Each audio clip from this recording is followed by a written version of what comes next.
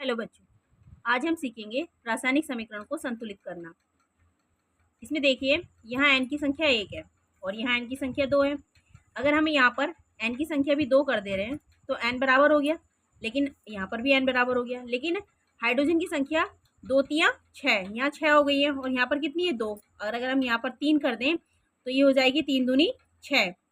लेकिन यहाँ ऑक्सीजन की संख्या बढ़ गई है, यहाँ 3 ऑक्सीजन हो गए हैं। तो अगर हम यहाँ पर 3 कर दें तो 3 ऑक्सीजन की हो गई, लेकिन यहाँ पर Cu 3 हो गए, इसलिए Cu को भी यहाँ पर क्या कर देंगे 3 लिख देंगे। अब देखिए टोटल बैलेंस हो चुकी है, 2 नाइट्रोजन के हो गए, 2 नाइट्रोजन इक्वल 3 दूनी 6 और हाइड्रोजन हो गए, 3 दूनी 6 हाइड्रोजन हो गए, 3 Cu हो गए, 3 Cu हो गए यानी कॉपर, और 3 ऑक्सीजन हो गए O, और यहाँ पर भी 3 O हो गए। तो ये इक्वेशन बैलेंस हो गई है। सेकेंड देखिए KCl3 KClO3 और यहाँ पर है KCl और यहाँ कितना है O2। यहाँ देखिए आप K और Cl एक एक है, यहाँ पर भी एक एक है, यहाँ O3 है और यहाँ कितना है O2।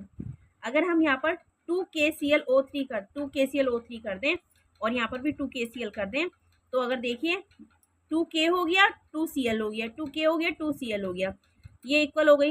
लेकिन O के संख्या देखें अगर तो 3 दूनी 6 हो गई यहाँ पर, और यहाँ कितनी है हमारे पास 2, तो ये कितनी हो जाएगी 3। इसी तरह से ये दोनों बैलेंस हो गई, 3 दूनी 6, ऑक्सीजन भी हमारी बैलेंस हो गई है। नेक्स्ट देखें समीकरण KNO3 और यहाँ पर भी है KNO2 और O2। यहाँ पोटेशियम क्या 1 है, यहाँ पोटेशियम संख्या 1 है, यहाँ N की संख्या 1, नाइट्रोजन 1 है, यहाँ नाइट्रोजन 1 है, ये बैलेंस है। लेकिन यहाँ ऑक्सीजन की संख्या 3 है और यहाँ ऑक्सीजन कितने हैं 2 और 2 4, तो ये बैलेंस नहीं है। अगर हम यहाँ पर 2 लगा दें तो पोटेशियम 2 हो गया, यहाँ पर भी 2 लगा दे रहे हैं, पोटेशियम 2 है, यहाँ पर भी पोटेशियम K की वैल्यू 2 हो गई। लेकिन यहाँ नाइट्रोजन 2 हो गए, यहाँ पर भी नाइट्रोजन 2 हो गए, लेकिन ऑक्सीजन देखिए 2 तिया 6 और 2 दूनी 4, 4 और 2 6, ये बैलेंस हो चुकी है हमारी। नेक्स्ट देखते हैं, ये आपकी है BaCl2 K2SO4।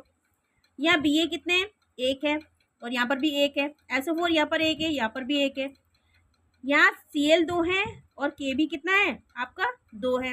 अगर हम यहाँ पर 2KCl लगा दें तो पूरी इक्वेशन बैलेंस हो जाएगी।